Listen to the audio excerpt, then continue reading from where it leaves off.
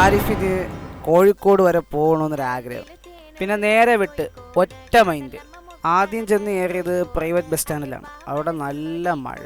കോഴിക്കോടത്തെ special biryani കിട്ടുന്ന ഹോട്ടലാണ്. തിരക്കുണ്ടോ?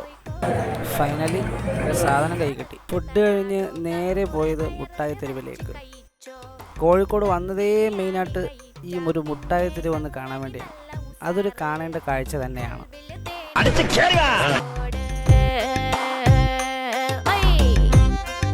വണ്ടിയിൽ കയറിയും നടന്നും ഇരുന്നും ഒക്കെ കോഴിക്കോട് നഗരം മുഴുവൻ അടിച്ച് കറങ്ങി അവസാനം കോഴിക്കോടിൻ്റെ സ്വന്തം ബീച്ച്.